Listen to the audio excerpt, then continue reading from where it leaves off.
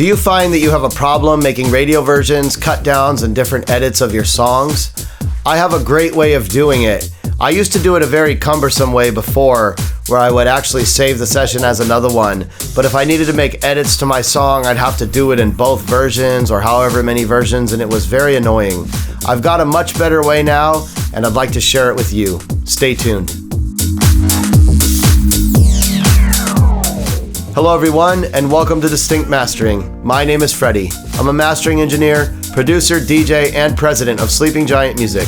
For over 2 decades, I've helped artists grow their careers, and now I'm here to help you with your music production skills. If you like my content, be sure to hit the like button, subscribe to my channel, and the bell notification will keep you up to date. Now let's chat about a great way to make different versions, radio edits, and various versions of your song. Okay guys, I'm going to show you a real easy way to make radio versions or different versions of your songs. You know, a long time ago, I used to actually, when I would finish a song, I would save a copy of the session and then open that new one up, name it radio or whatever version I was trying to do. And then I would, from there, shorten it up or do what I needed to do. But then I would have 2 copies of the same session. And if I ever had to go back and make a change, I either needed to redo the radio version and save over the one I made, or make the exact same change in the other session, or however many sessions there needed to be. So this is a better way to do it, and I was just explaining this to my friend, so I thought I'd share and make a video for all of you to see as well. So let's get into it. The session that I have loaded up here is a remix that I did under the Freshcobar alias with Lavelle Dupree, and it's a remix of Doc Brown and Lizzie Curious's One Day, and you can check that on all stores.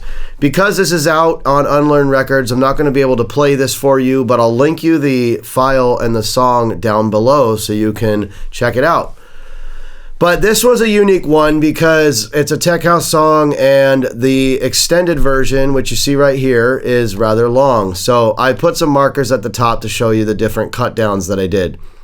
So what I like to do, and you might already be seeing it, is this is the song that I originally made.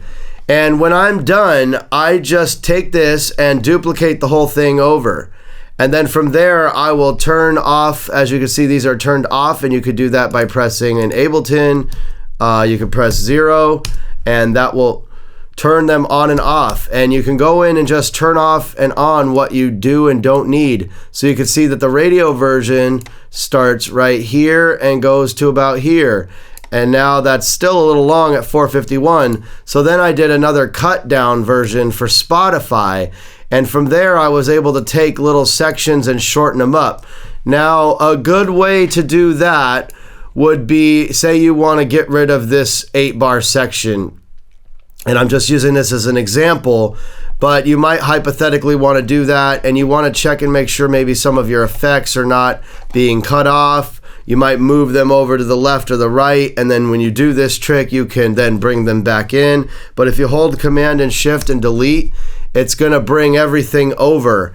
And from there, like I said, if you had some effects that you maybe just nudged over to keep intact, you can then bring it back or whatever you need to do. Okay, I've got another session opened up here, and this one, as you can see, is pretty simple for the purpose of this video. It's all bounced to audio, and it's about 2 minutes long. Good for a TV trailer, social media ad, things like that. I'll go ahead and play you a little bit of this so you can check it out.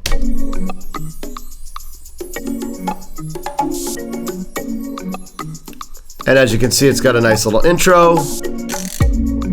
Drums come in, bass comes in.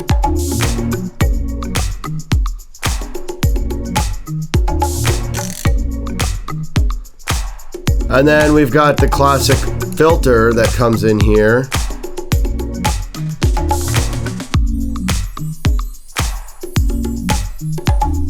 All right, now this is a little over, about 2 minutes long, but let's say I have a client that needs this cut down. I need a 1-minute version.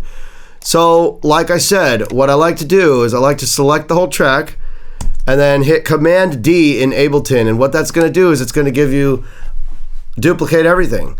And from here, I can either choose to say, well, you know, they only wanted a minute, so I've got to get rid of some stuff. So, you know, maybe I just eliminate this section here. And as you can see down here at the bottom left, this is an 8-bar section. So if I just highlight that and then Command Shift Delete, it's going to bring that together. All right, well, now what am I looking at? Let's highlight this and see where I'm at. So I've got 1 minute, 46 seconds. So I've got to kill another 46 seconds. So maybe I take this section and delete that as well. And now I'm looking at 1 minute and 20 seconds. So now maybe I just hit 0 here and turn those off. So now the beat is just going to come in like that.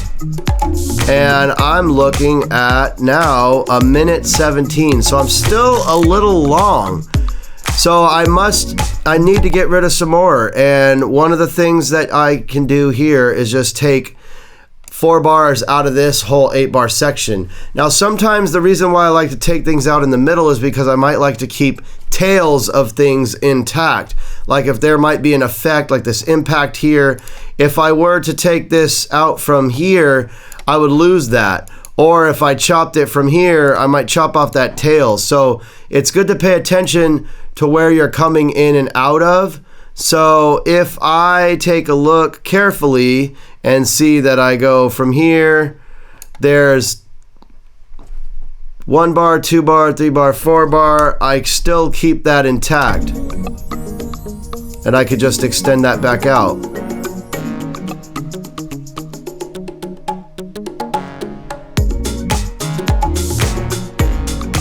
And so now I'm getting closer to my minute. I have 8 seconds.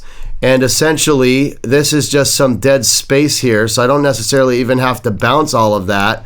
If I just take it from there, I've got 1 minute and 4 seconds. And if I just, this is exactly 1 minute right here. So you might just bounce this or put a fade on this. But as you can see, this is a great way by duplicating as many versions as you need to make different versions of your song. And then if you have to go back and make any adjustments to your tracks or your automation, you can do it all in one session without having to bounce around from session to session.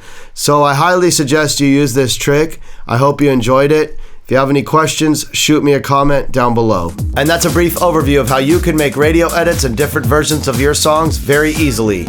If you have any questions, shoot me a comment down below. Thank you for watching this video. If you enjoyed it, be sure to hit the like button, subscribe to my channel, and the bell notification will keep you up to date. Once again, my name is Freddie from Distinct Mastering, and have a great day.